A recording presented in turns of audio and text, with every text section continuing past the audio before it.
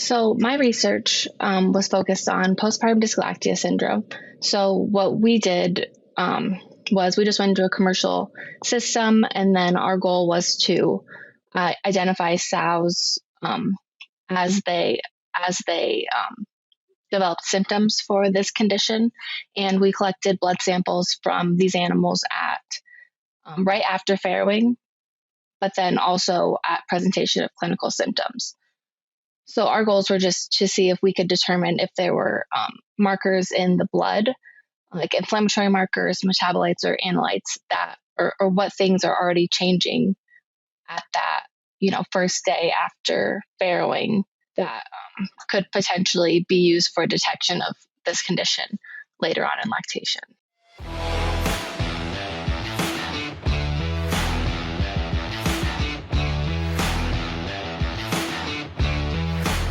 Welcome to the Swine Nutrition Blackbelt Podcast, the latest swine nutrition research digested for you. I'm your host, Clayton Chastain, and today we welcome Dr. Jamie Studer, a Postdoctoral Research Associate at Iowa State University. So Jamie, before we get started, would you mind giving the audience a brief introduction about yourself? Yeah, sure. And thanks so much for having me on. So for a little bit of my background, my current position is a Postdoctoral Research Associate at Iowa State University, and I'm within Dr. Jason Ross's research group, which is focused on reproductive physiology in swine. And I recently graduated with my PhD in December, and my dissertation research focuses on disorders affecting sows during the kind of around that transition period or during late gestation and then also into lactation.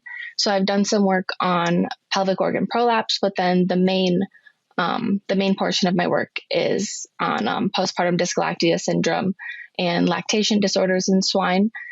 So since I focus so much on lactation, a big component of my work was also understanding the metabolic adaptations during lactation. Gotcha. Yeah. So, you summarized it pretty well there because that was kind of what I want to talk about, because a lot of that work that you did see is oftentimes in production. They just typically, you feed a gestation diet, you treat them as if they're in gestation, they move into lactation, then you treat them like you're in lactation. They don't really handle it, at least on a nutritional side, either as a transitional period. It's just, two separate periods. But you have some more experience in that period and kind of understanding the sow and the physiological changes that accompany with it better than most. So I guess to start us off, could you just give us a little bit more background into what all that research entailed? So my research was focused on postpartum dysgalactia syndrome. So what we did was we just went into a commercial system, and then our goal was to identify sows as they developed symptoms for this condition, and we collected blood samples from these animals at right after farrowing, but then also at presentation of clinical symptoms. So our goals were just to see if we could determine if there were markers in the blood, like inflammatory markers, metabolites, or analytes or what things are already changing at that, first day after farrowing that could potentially be used for detection of this condition later on in lactation. Have you considered adding cheese to your feed? Let us help. Keys Manufacturing is a family-owned and operated business, conveniently located in central Illinois. We have been producing Pro 88 cheese powder since 1997. Pro 88 is a high-quality source of protein and milk fat. Our cheese powder is research-proven to contribute to a smooth transition in early weaning pigs, being highly palatable, increasing feed intake, as well as delivering easily digestible nutrients. Check us out at keysmanufacturing.com for more information and links to our research. We look forward to helping you maximize your feed.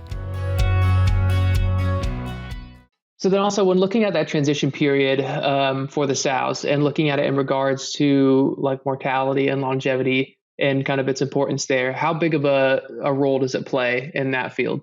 Yeah, so the transition period is super important in regard to sow productivity because there's a lot of substantial metabolic as well as hormonal changes that are occurring as the sow approaches farrowing and then obviously into lactation. And there's reorganization of nutrient partitioning in order to prioritize energy for milk production instead of, gestation, which was the previous main function. It's also really important for sow longevity or for sow mortality, because a substantial proportion of mortality occurs in this like very short period. So there's some data showing that between 30 to 40% of sow mortality occurs in that short window from like 6 days before farrowing to 3 days after. And then also some recent work from Dr. Chris Rademacher's group also showed that 65% of sow mortality occurred in their study from gestation day 110 through the end of the lactation period. So although it's such a short time frame in the reproductive cycle of a sow, it encompasses a huge proportion of mortality. Gotcha. And you also mentioned earlier about some lactation disorders that can occur. Specifically, one of the ones that you mentioned was postpartum dysgalactia syndrome. So what is that exactly, and why is that not more talked about within the swine industry? So postpartum dysgalactia syndrome it's characterized by just insufficient production of colostrum and milk starting in that the early days of lactation. And this condition causes major financial losses due to loss of productivity in the piglets, so increased pre-wean mortality and lower weaning weights.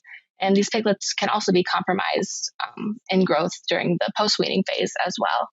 But then another consequence of this is often premature removal of sows from the herd due to poor litter performance. So, gotcha. And then what factors would you say contribute to that, to postpartum dysgalactia syndrome or PDS, and kind of what have you learned from your own research in that regard in terms of the cause? Yeah, so there's been a lot of factors that have been kind of proposed to contribute to this condition.